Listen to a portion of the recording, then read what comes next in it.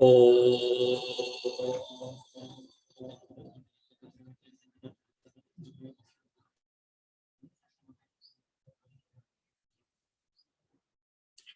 ओ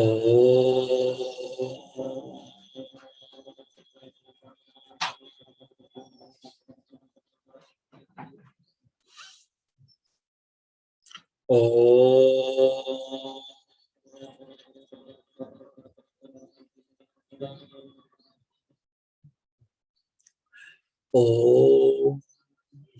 सच्चिदानंद रूपाय विश्वोत्पत्त्यादिहेतवे तापत्रय विनाशाय श्रीकृष्णाय वयं नुमः। ओम शांति शांति शांति। आज हम सब परम पवित्र गीता जी के तृतीय अध्याय के श्लोक संख्या 34 से विचार प्रारंभ करेंगे। इन तृतीय अध्याय में परब्रह्म परमात्मा भगवान श्री कृष्ण जी अर्जुन को कर्मयोग के विषय में उपदेश दे रहे हैं। प्रभुवर जी कह रहे हैं, इंद्रियस्येन्द्रियस्यार्थे राग द्वेषौ व्यवस्थितौ तयोर्न वशमागच्छेत् तौ ह्यस्य परिपन्थिनौ। इंद्रियस्येन्द्रियस्यार्थे राग द्वेषौ। इंद्रियस्यार्थे अर्थात इंद्रियों का अपने विषयों में, अपने विषयों के प्रति राग द्वेषौ व्यवस्थितौ। राग और द्वेष का होना स्वाभाविक है, पूरी तरह से यह व्यवस्थापित किया गया है। इंद्रियों का अपने विषयों के प्रति लगाव का होना, आकर्षण का होना अथवा द्वेष का होना विषयों के प्रति, यह परमात्मा की बनाई हुई इस व्यवस्था में स्वाभाविक स्थिति है। प्रभुवर जी कह रहे हैं कि हे अर्जुन है, जो कर्मयोगी होते हैं तयोर्न वशमागच्छेत्। जो कर्मयोगी होते हैं, जो कर्म पथ पर चलने वाले होते हैं, उनके लिए आवश्यक है कि वे राग और द्वेष से ऊपर उठ करके अपने कर्तव्य कर्म का पालन करें। इसे हम एक अन्य उदाहरण से समझने का प्रयास करते हैं। मान लें हमारे घर में एक विद्यार्थी हैं, हमारे अपने परिवार के सदस्य हैं। अब उन्होंने अपने परिवार में यह इच्छा प्रकट की कि आज तो हम खीर पूरी खाएंगे, तब जाएंगे पढ़ने के लिए विद्यालय में। यदि खीर पूरी नहीं मिलेगी तो विद्यालय पढ़ने में नहीं जाएंगे।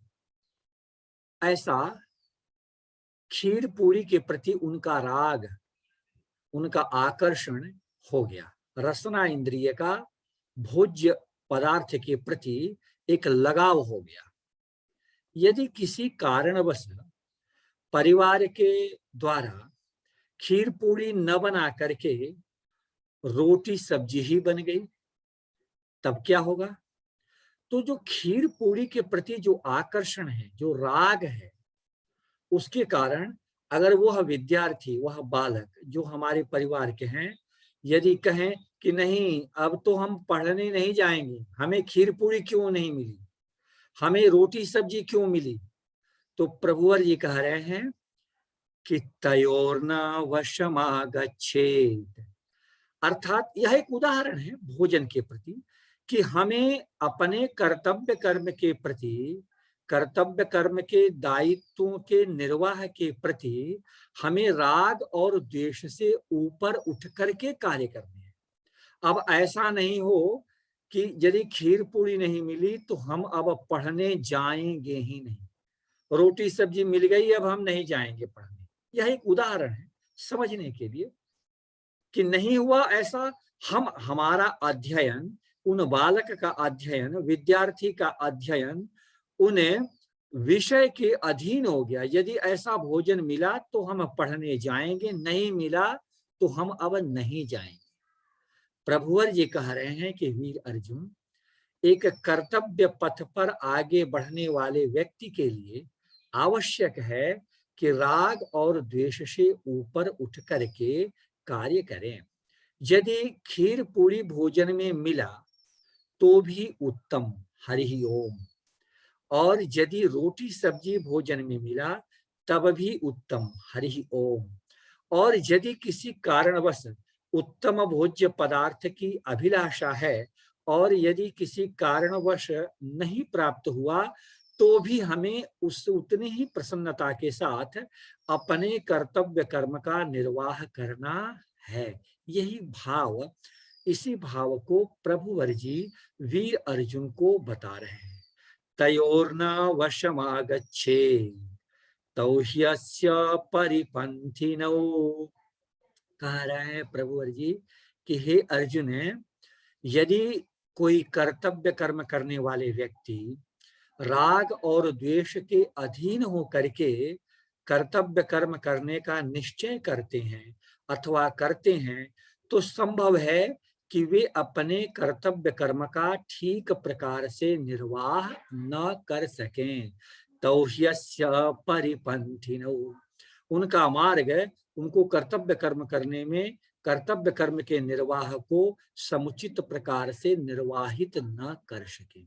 तो यह एक सीधा सा उपदेश है हम सब के लिए इस जीवन की यात्रा में अपने कर्तव्य कर्म का निर्वाह कर रहे हम सब के लिए कि हमें जो भी कर्तव्य कर्म प्रभु जी ने, शास्त्र जी ने अथवा समाज ने जो सत्कर्म का निर्धारण किया है, बताया है, उन कर्मों का आचरण राग और द्वेष से ऊपर उठ करके करना चाहिए। यदि हम राग और द्वेष से ग्रसित हो जाते हैं, ग्रस्त हो जाते हैं, तो हम अपने कर्तव्य कर्म का निर्वाह समुचित प्रकार से नहीं कर सकते हैं।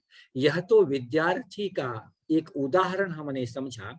ऐसा राग और द्वेष विषय के प्रत्येक भाग में हो सकते हैं, प्रत्येक विषयों में राग और द्वेष की स्थिति हो सकती है। लेकिन हम कर्म करने वाले योगियों के लिए, कर्म योगियों के लिए राग और द्वेष से ऊपर उठ करके कर्म करना चाहिए। तयोर्न वशमागच्छे तौ ह्यस्य परिपंथिनौ। अब अगले श्लोक में प्रभुवर जी इन्हीं कर्तव्य कर्मों के विषय में आगे अपने विचारों को बता रहे हैं। प्रभुवर जी कह रहे हैं, श्रेयान् स्वधर्मो विगुणः परधर्मात् स्वनुष्ठितात् स्वधर्मे निधनं श्रेयः परधर्मो भयावहः।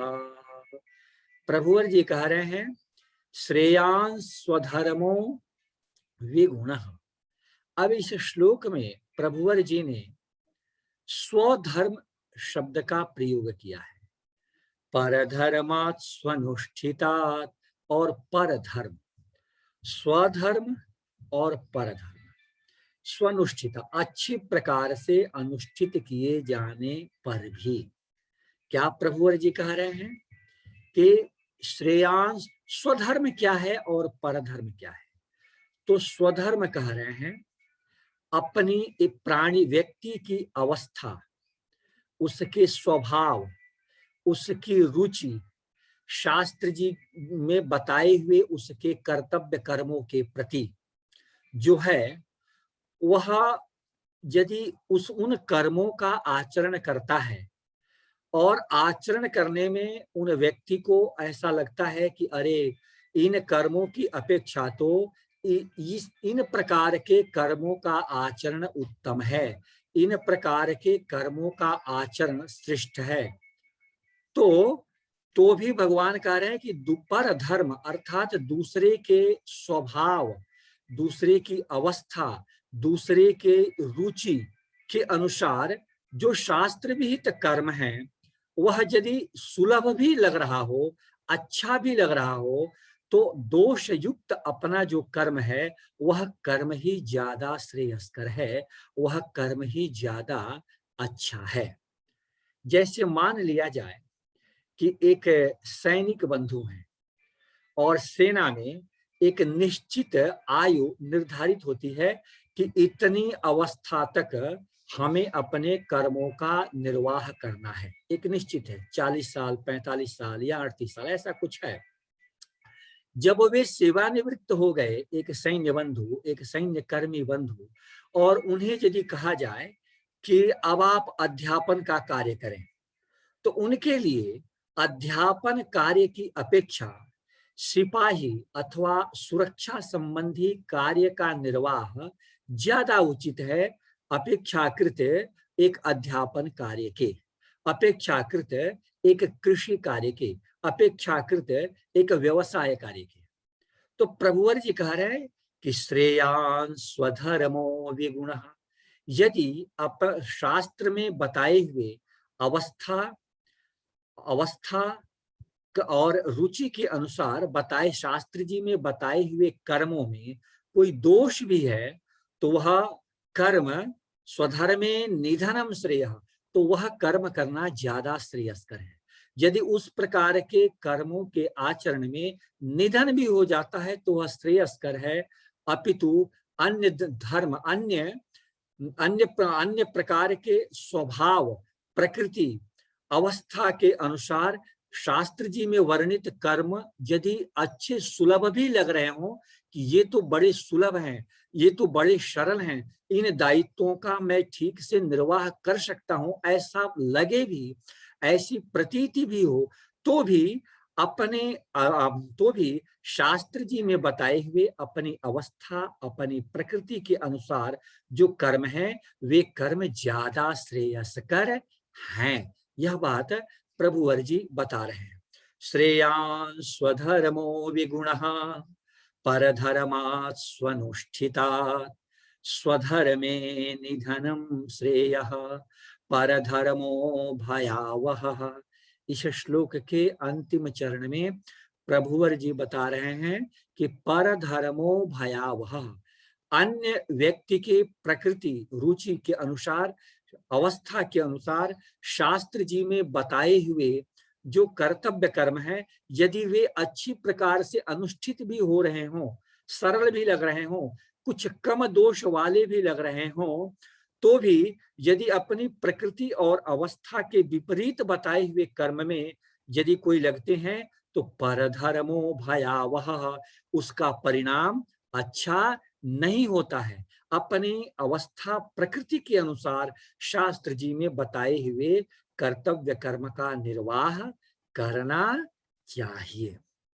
अब प्रभुवर जी आगे वीर अर्जुन प्रभुवर जी से अपने मन की कुछ भावनाओं को प्रकट करते हैं, अपने मन में आए हुए कुछ प्रश्नों को आराध्यवर भगवान श्री कृष्ण जी के चरणों में निवेदित कर रहे हैं।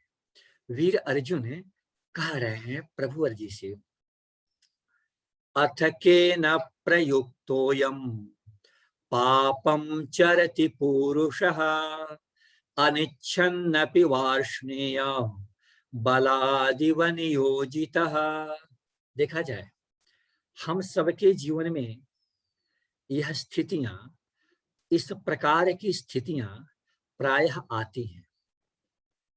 हम देखते हैं, हमें ऐसा अनुभव होता है कि हमें इन कर्मों का आचरण नहीं करना चाहिए, हमें इन प्रकार के कर्तव्य कर्म का निर्वाह नहीं करना चाहिए। ऐसा हम सोचते हैं कि ऐसे कार्य करने अनुचित हैं, फिर भी हम उन अनुचित अशुभ कर्मों का आचरण करते हैं और करने के बाद फिर पश्चाताप भी करते हैं कि अहो, हमें ऐसा कर्म नहीं करना चाहिए, हमें ऐसा नहीं बोलना चाहिए था, हम कैसे बोल गए, पश्चाताप भी होता है। तो कुछ इसी प्रकार की भावनाओं को लेकर के वीर अर्जुन आराध्यवर भगवान श्री कृष्ण जी से अपनी भगवान श्री कृष्ण जी के चरणों में अपने जिज्ञासा भाव को प्रकट कर रहे हैं। कह रहे हैं, अथ केन प्रयुक्तोयम पापम चरति पुरुषः। कह रहे हैं कि हे प्रभुवर, पापम चरति पुरुषः अथ केन प्रयुक्तोयम।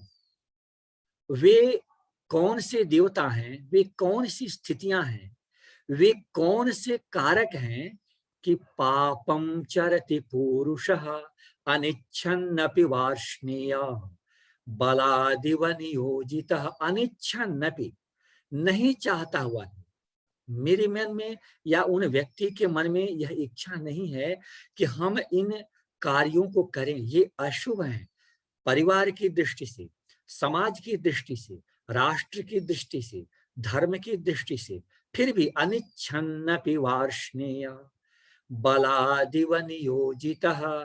फिर भी ऐसा लगता है कि बलपूर्वक कोई कार्य में बिल्कुल लगा दे रहा है कि नहीं, यह कार्य करो, और हम बलपूर्वक उन अशुभ, उन अनुचित कार्यों को करने में संलग्न हो जाते हैं। तो इन्हीं भावनाओं को आराध्यवर भगवान श्री कृष्ण जी से वीर अर्जुन पूछते हैं, अथ केन प्रयुक्तोयम। देखा जाए, महाभारत में प्रसंग आते हैं कि स्वयं दुर्योधन के पक्ष के अनेक व्यक्ति दुर्योधन को परामर्श देते हैं कि पांडवों के राज्य को वापस कर दो, पांडवों के राज्य पर अधिकार बनाए रखना अधर्म है, अनुचित कार्य है, तुम ऐसा मन नहीं करो, तुम उनके राज्य को वापस कर दो। तो दुर्योधन कहते हैं कि देखिए, आप हमें धर्म और अधर्म के विषय में ज्यादा शिक्षा न दें। मैंने बहुत जान रखा है कि धर्म क्या है, अधर्म क्या है। लेकिन दुर्योधन अपनी स्थिति बता रहे हैं कि जानामि धर्मम न च मे प्रवृत्तिः, जानाम्यधर्मम न च मे निवृत्तिः, जानामि धर्मम न च मे प्रवृत्तिः। दुर्योधन कह रहे हैं कि देखो, धर्म क्या है, शुभ कर्म क्या है, यह मैं ठीक तरीके से जानता हूं, लेकिन फिर भी शुभ कर्मों में, धर्मपूर्ण आचरण में मेरी प्रवृत्ति नहीं हो रही है। जानामि धर्मम न च मे प्रवृत्तिः, जानाम्यधर्मम न च मे निवृत्तिः।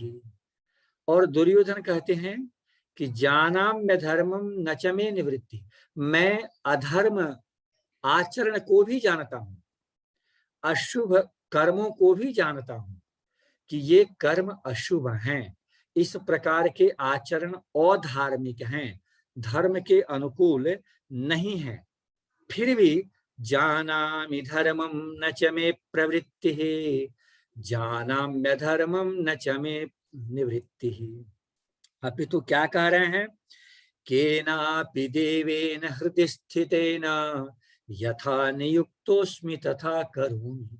दुर्योधन कहते हैं कि केनापि देवेन हृदि स्थितेन, हमारे अंतःकरण में कोई ऐसे देवता हैं जिन देवता के यथा नियुक्तोस्मि तथा करोमि, जैसा वो हमें बिल्कुल बलपूर्वक प्रेरित कर रहे हैं, बस मैं वैसा ही करता जा रहा हूं। तो यहाँ दुर्योधन भी इस प्रसंग के द्वारा यह बात स्पष्ट होती है कि यह समस्या केवल हम ही सबों के साथ नहीं है, दुर्योधन के साथ भी यही समस्या है। दुर्योधन बता रहे हैं कि मुझे धर्म और अधर्म, शुभ आचरण एवं अशुभ आचरण, इनके विषय में मुझे ठीक प्रकार से जानकारी है, लेकिन कोई देवता ऐसी हैं जो हमारे अंतःकरण में जैसा हमें नियोजित कर दे रहे हैं, नियुक्त कर दे रहे हैं, हम वैसा आचरण कर रहे हैं। अब हमें यह नहीं जानना चाहिए कि वह देवता परब्रह्म परमात्मा भगवान कृष्ण जी, ऐसी बात नहीं है। वो देवता कौन है, इसे आगे के श्लोकों में बताया जाएगा कि कौन उस प्रकार के देवता है। लेकिन दुर्योधन भी अपने इन भावनाओं को प्रकट कर रहे हैं। तो ऐसी ही भावनाओं के साथ, जिज्ञासाओं के साथ वीर अर्जुन आराध्यवर भगवान श्री कृष्ण जी के चरणों में अपने जिज्ञासा भाव को प्रकट कर रहे हैं। उन्होंने कहा है कि न चाहता हुआ भी पाप कर्म में, पापम चरति पुरुषः, व्यक्ति पाप कर्म में लग जाता है। अनिच्छन्नपि वार्ष्णेय बलादिवन योजितः, मानो बलपूर्वक उन्हें इन कर्मों में लगा दिया जा रहा है। तो प्रभु ऐसा क्यों होता है? अथ केन प्रयुक्तोयम, कौन वो व्यक्ति हैं, कौन वे देवता हैं, कौन वे कारक हैं कि व्यक्ति पापपूर्ण आचरण करने लगता है। अब अगले श्लोक में गीता जी के हम लोग इस प्रसंग में कि वे कौन हैं, वे कौन कारक हैं, देवता हैं या स्थितियां हैं कि व्यक्ति पापपूर्ण आचरण करता है, हम लोग विचार करेंगे। आज हम सब इन्हीं शब्दों के साथ गीता जी में इन आज के प्रसंग में परम आराध्यवर भगवान श्री कृष्ण जी की अनुमति से यहीं विश्रांति लेते हैं और उनकी ही कृपा से अगली चर्चाओं में हम विचार करेंगे। ओम पूर्णमदः पूर्णमिदं पूर्णात् पूर्णमुदच्यते पूर्णस्य पूर्णमादाय पूर्णमेवावशिष्यते। ओम शांति शांति शांति।